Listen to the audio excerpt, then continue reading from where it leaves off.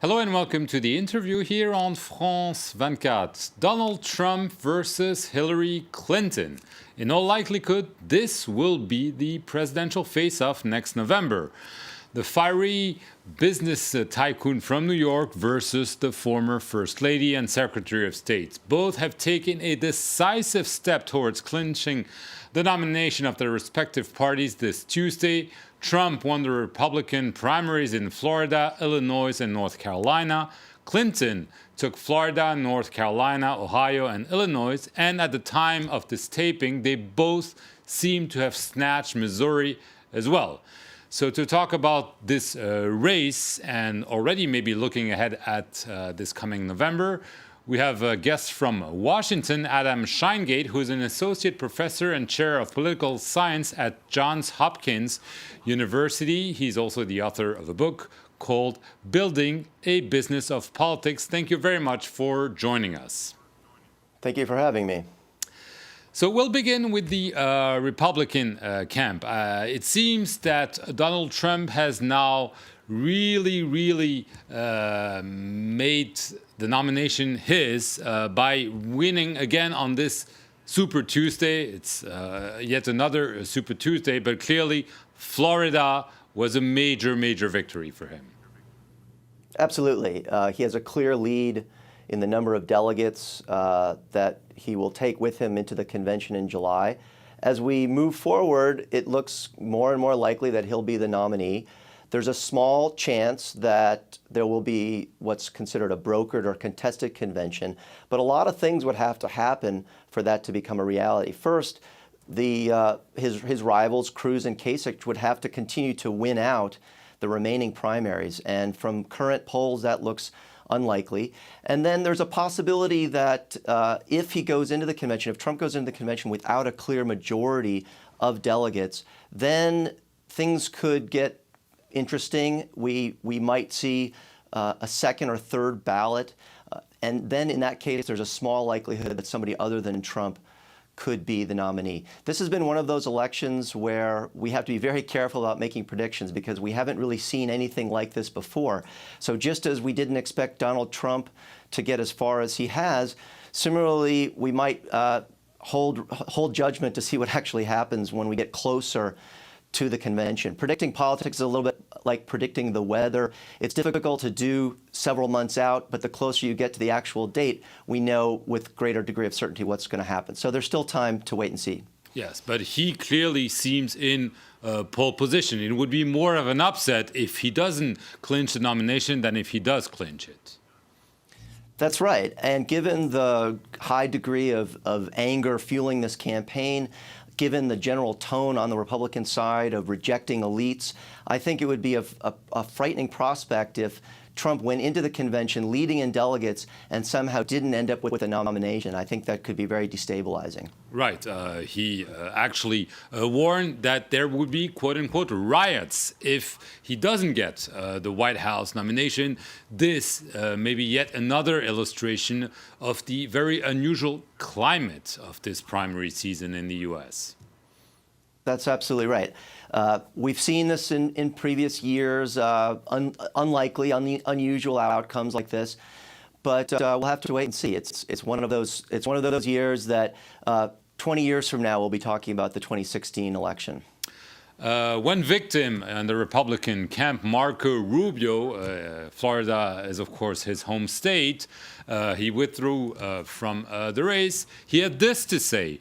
I'm just going to quote him. The politics of resentment against other people are not going to just leave us a fractured party. They're going to leave us a fractured nation. So maybe there's resentment, but some people, including outside of the Republican camp, are saying this is a pretty fair assessment of the political climate in the U.S. right now. Do you agree? I do agree. I think there's a couple of things going on in this election that we might consider people underestimating Trump or misreading the conditions of the electorate. That includes people like Marco Rubio and his electorate. On the one hand, I don't think people fully grasp the degree of resentment and dissatisfaction among the white working class of the United States. Trump is tapping into that economic dissatisfaction, but Trump is also tapping into clearly a strong xenophobic element within the white working class that also people underestimated. That's one element. On the other side of things, the establishment candidates in the Republican Party, people like Rubio or Jeb Bush, similarly underestimated Trump and focused all of their attention on attacking one another during the early phase of the primary season. And so, for example, Rubio and Bush, both from Florida, spent much of their resources attacking one another, trying to become the establishment favorite. And that was a mistake, obviously, in hindsight, that opened up a path for Trump to move forward. I think it's also instructive, as I just was saying, the degree of resentment, the degree of anger among white working class voters, the degree of xenophobia. That's something that Americans in general have to grapple with. And it's looking like we are approaching a time where we have an element of the political spectrum that looks a little bit more like the far right in Europe than we've seen in the past. And as far as the Republican Party is concerned, it is a possible fracturing of their party where we have, say, an extreme right-wing element as well as a center-right element, and it's going to be harder and harder for them to pull that together. I think if Trump is the nominee, that fracture is going to become even more apparent, and could there be a split? Could there be a split? Well, if we look at the history of American political parties, we have had a stable two-party system, which is to say that we won't end up with a third party.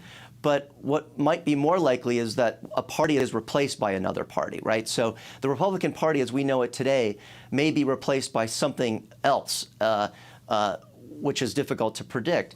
But we may be seeing a gradual shifting in the alignments of voters where, again, working-class whites who may have historically voted for the Democratic Party have been moving to the Republican Party. Some of them may be now moving to kind of the far right that's represented by Donald Trump. And the question is, what happens to those more moderate Republican voters who I believe will be unlikely to vote for Trump, or at least find it difficult to vote for Trump? Now, having said that, there is still, again, we have to be careful not to underestimate Trump. There is still a path for him to win the presidency if enough Republicans continue to vote for their party affiliation. A lot of people, regardless of the nominee, will vote for whichever candidate gets the nomination. And that's going to be true this year as well with the Republicans.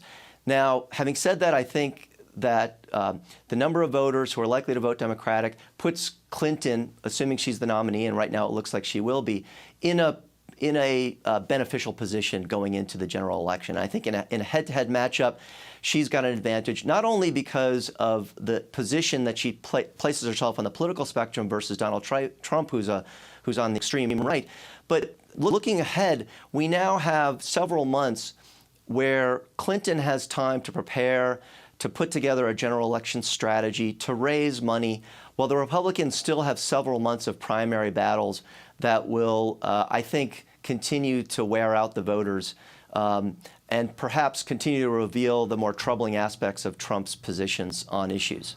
So from what you're saying, you're pretty certain that on the Democratic side, Hillary Clinton has sealed it with the victory, of course, in Florida, North Carolina, and especially Ohio. She had lost to her challenger, Bernie Sanders, in Michigan just a week earlier. So it seems now that she is really on the highway to the nomination. I think so. At this point, it would take some kind of unexpected event, I think, for Clinton to be derailed. The math is such that she's got a significant lead in the delegates who are awarded through the primary and caucus process. She also has a big lead in so-called superdelegates. Those are party elites, elected officials, and others who have already identified that they will support Hillary Clinton, and at this point, I'm sure will do so at the convention. So given that a lot of the remaining primaries, all of the remaining primaries on the Democratic side are proportional, meaning that delegates are awarded according to the proportion of the primary vote, Sanders would have to not only beat Clinton in those remaining races, but beat Clinton by a very large margin for him to overtake her in the delegate count. I just see that as being a very difficult thing to do, again, unless there's some kind of unforeseen or unexpected event that would derail Clinton. She's going to be the Democratic nominee. So, if I follow you correctly, this means that the best thing that could happen to Hillary Clinton is not only that she is well on her way to the nomination, but actually that she will face Donald Trump. I think so. I mean, if you'd drawn this up going into the primary season last summer and you said it was going to be Clinton against Trump, people would have said, wow, that's great news for Clinton. I think it probably is. But then again, I'd be very cautious about making predictions in this election because things have been very unexpected up to this point. And if you look, again, the thing to remember about the U.S. presidential election, it's not a single election. It's 50 individual state elections.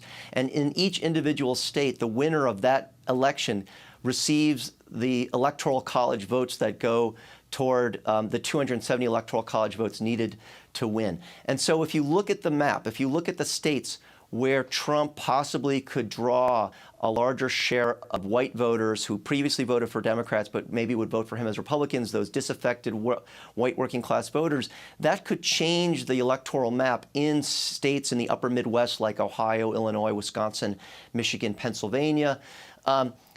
That will be the battleground, I believe. In the end, I think Clinton does have an advantage. She's got the ability to mobilize a lot of Democratic voters.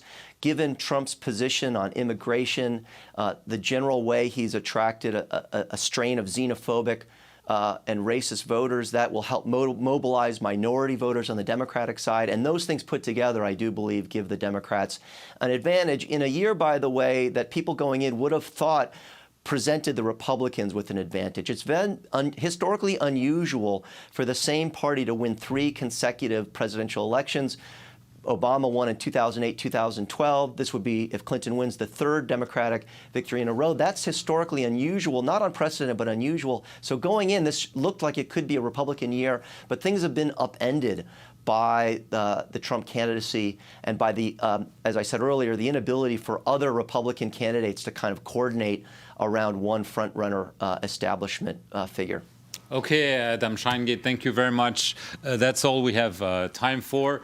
We'll follow this race very closely here on France 24. Thank you very much for watching this edition of The Interview.